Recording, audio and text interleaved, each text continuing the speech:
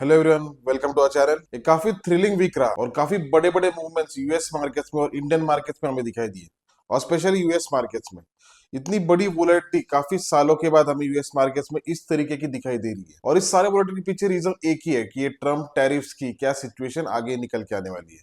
Basically पहले tariffs लगाए गए और उसके बाद में काफी बड़ा फॉल दिखाई दिया, काफी शार्प फॉल दिखाई दिया। उसके बाद अभी इन टैरिफ्स को जो था, मतलब बेस टैरिफ जो है वो तो रहने वाले हैं, लेकिन उसके ऊपर के जो टैरिफ्स थे उनको सबको घटाया गया है। और जब ये न्यूज आई तब काफी शार्प रिकवरी भी हमें मार्केट्स में दिखाई दी और काफी अपवर्ड साइड यूएस मार्केट्स में हमें दिखाई दी। लेकिन फिर वापस और एक न्यूज मार्केट में चलने लगी कि यूएस का और चाइना का जो ट्रेड वॉर चल रहा है उसके बारे में चलने लगी। पहले उन्होंने टैरिफ्स लगाए, यूएस ने चाइना की ओर पे टैरिफ्स लगाए थे, वापस चाइना ने भी रिवर्ट बैक किया टैरिफ्स के साथ में।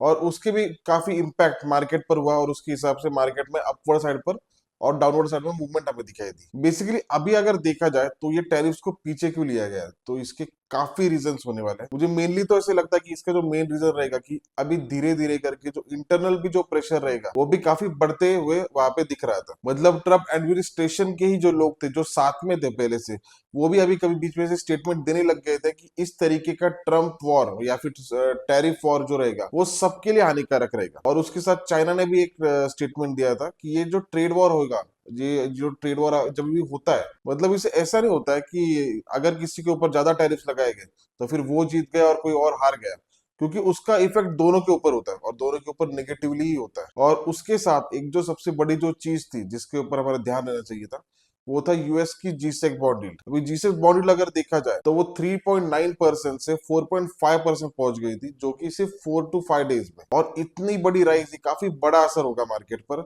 और काफी नेगेटिवली असर हो सकता था, क्योंकि अगर 4.5% 5 दिन में अगर आता है और 5% के ऊपर अगर निकलता है, तो आपको अगर पता होगा तो इसके पहले जब 5% के ऊपर बॉन्ड निकल गई थी तो वो एक रीजन था करेक्शन की वजह से यूएस मार्केट्स में, और काफी टाइम तक यूएस मार्केट्स करेक्शन में। तो ये बॉन्ड डील का इस तरीके से बढ़ना या फिर कैश मार्केट का इस तरीके से बढ़ना, ये काफी बड़ी वार्निंग थी ट्रम्प एडमिनिस्ट्रेशन के लिए कि यहाँ पे अभी कहीं ना कहीं उनको रुकना चाहिए और कहीं ना कुछ सेटलमेंट करना चाहिए। क्योंकि ये चीजें अगर और एक हफ्ता या 2 हफ्ता या एक महीना अगर चलती थी तो उसमें बॉन्ड डील के बढ़ने के काफी ज्यादा चांसेस बढ़ जाते थे। लेकिन अभी क्या सब एयर क्लियर हो चुकी है, तो इस तरीके का नहीं है, अभी भी काफी कुछ चीजें बाकी है। और किस तरीके से आगे जाके डिसीजन आएगी या फिर किस तरीके से अनाउंसमेंट आएगी, ये हम अभी भी नहीं बता सकते, क्योंकि जो जो लोग जो वर्ल्ड पावर में है वो भी कुछ ज्यादा इसके बारे में एंटिसिपेशन नहीं कर रहे या फिर प्रेडिक्ट नहीं कर रहे, क्योंकि ट्रम्प क्या बोलेंगे, कम क्या कहेंगे या फिर क्या डिसीजन लेंगे, तो वो उनके एडमिनिस्ट्रेशन के अंदर के ही लोगों को पता नहीं है।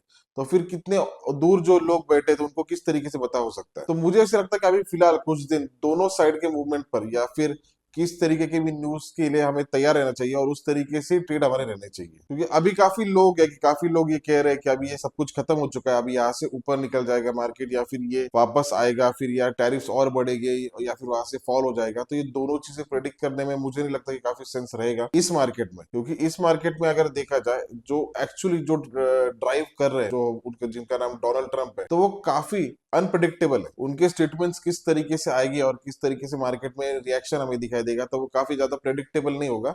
तो उससे अच्छा यही है कि हम दोनों साइड पर तैयार रहे और बहुत ज्यादा एंटीसिपेशन में मार्केट के ना गिरे, और हमारे जो लेवल्स रहेंगे लेवल्स टू लेवल्स के हिसाब से काम किया जाए और उस तरीके के उसको ही रिस्पेक्ट करना चाहिए। और आपका रिस्क रिवॉर्ड रेशो जो रहेगा वो आपका हमेशा कैलकुलेटेड रहना चाहिए। अभी निफ्टी अगर देखी जाए तो निफ्टी 22,800 पर है, और आप अपर लेवल पर अगर देखा जाए तो एक स्ट्रॉन्ग रेजिस्टेंस का जोन है जो कि है 23,000 से लेकर 23,100 तक का। और इसमें अभी यही देखना है कि अगर 23,100 अगर ब्रेक होता है तो मेरा बाय में ट्रेड बनेगा और 23,000 का मेरा स्टॉप लॉस रहेगा, और उसमें मेरा जो टारगेट रहेगा वो 23,400 तक मुझे लगता है कि निफ्टी आने दिन में जा सकती है। 400 तक या फिर 500 तक भी जा सकती है, लेकिन उस जोन में वापस एक रेजिस्टेंस का जोन रहेगा, और वो जोन अगर ब्रेक होता है तो वापस जो एक टॉक बना था जो कि 23,800 था, तो वो एक फाइनल एक लेवल रहेगी जो कि काफी क्रूशियल रहेगी। वो अगर ब्रेक होती है तो उस पर हमारा ध्यान देना चाहिए, लेकिन इमीडिएटली उन लेवल तक जाना मुझे काफी मुश्किल लग रहा है कि अगर पॉजिटिवली काफी चीजें अगर होने लग जाती है तो ये फिर उसमें चांसेस है। लेकिन इतनी बड़ी रैली, इतने बड़े फॉल के बाद में और इतने अनसर्टेनिटी मुझे नहीं लगता कि इतनी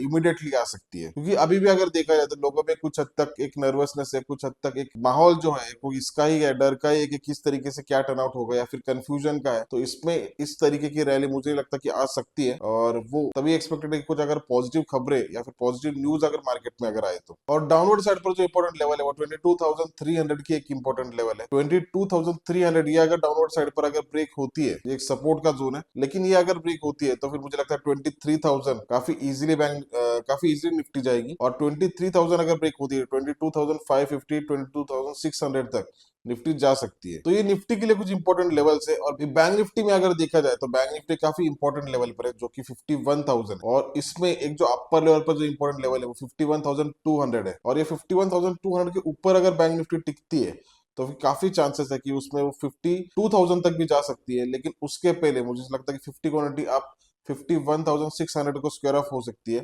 और उसके बाद में जो रिमेनिंग क्वांटिटी वो 52,000 तक भी बैंक निफ्टी जा सकती है। बैंक निफ्टी डाउनवर्ड साइड पर जो एक स्ट्रॉन्ग सपोर्ट है वो 50,500 का है। अगर 50,500 पर अगर आती है तो बाय चांस अगर वो सपोर्ट लेती तो वहां पे एक अच्छा ट्रेड बन सकता है। लेकिन अगर वो सपोर्ट नहीं लेती और वो अगर ब्रेक अगर होता है 50,500 ब्रेक होने के बाद, मुझे लगता है कि 50,000 भी नहीं, फिर 49,800 तक भी बैंक निफ्टी जा सकती है। तो इस तरीके से कुछ लेवल्स रहेंगे जिसके ऊपर मेरा ध्यान रहेगा। और आई होप कि ये वीडियो आपके लिए बेनिफिशियल रहे और आपकी ट्रेडिंग जर्नी अच्छी रहे। Thank you.